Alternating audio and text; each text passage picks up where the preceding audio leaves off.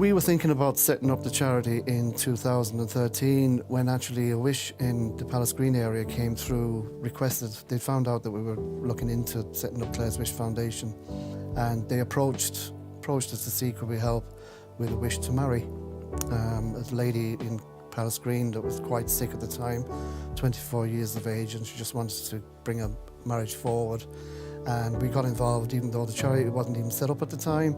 We got involved with this wish straight away, and we realised after the wish was granted that there is people out there that need help and need wishes granted. So we went full steam ahead and launched Clare's Wish Foundation in 2013.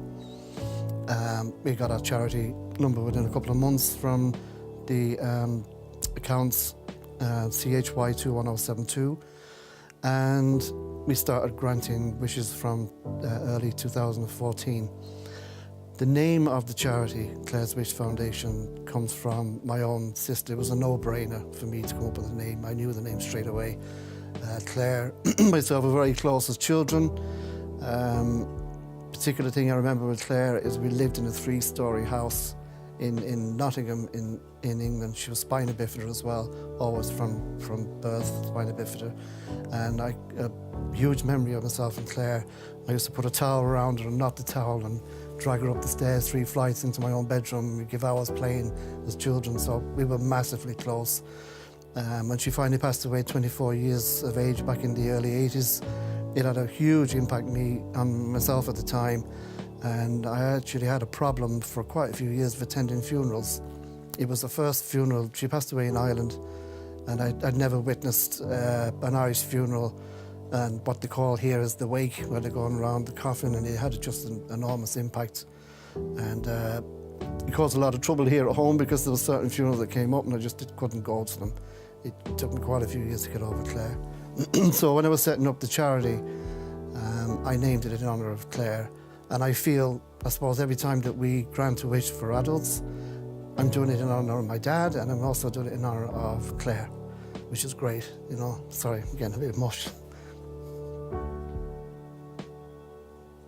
Sorry. And take a break, just for a second.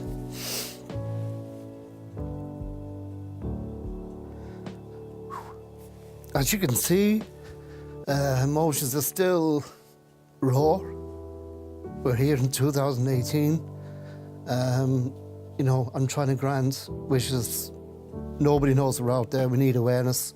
We need help. The whole thing with my dad is still very, very raw. Sorry about this now.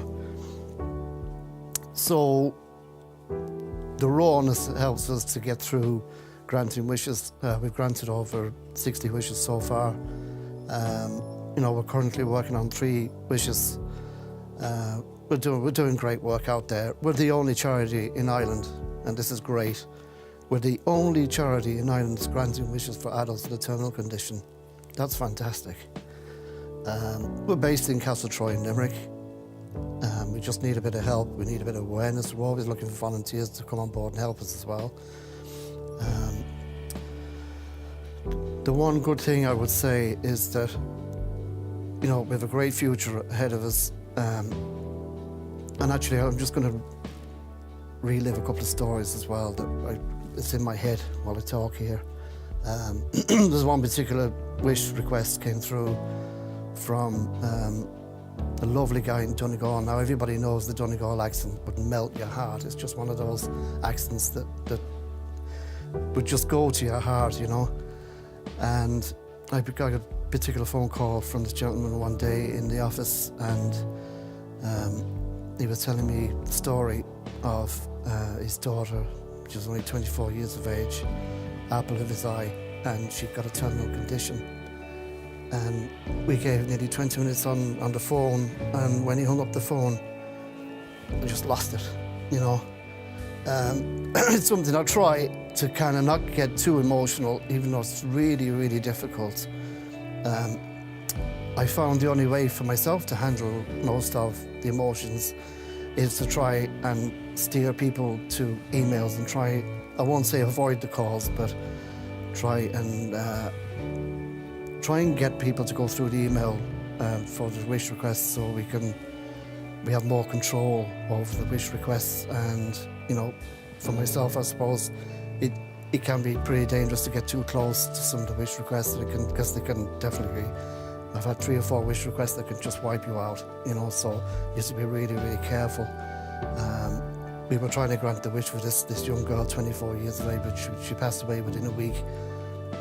We've had a lot of wish requests that we've granted and lost. It really is a challenging thing that we do. You know, we are working with people with a terminal illness, and it can be challenging at times.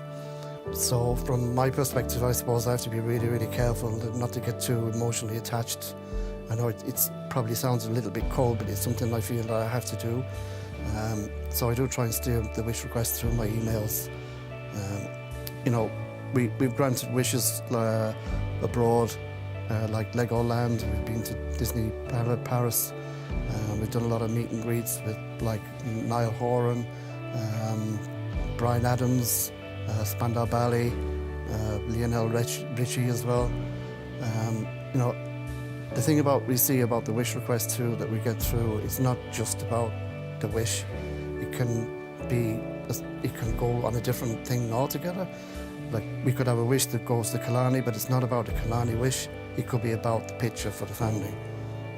We've found that, you know, we've granted a wish to somewhere, but it's not the place at all. It's the fact that they've had the last family picture together that meant so much to that person, more than the actual wish that was granted. So wishes can affect people in different ways, but it certainly gives them a lasting impact and memories in their own lives, however short that may be.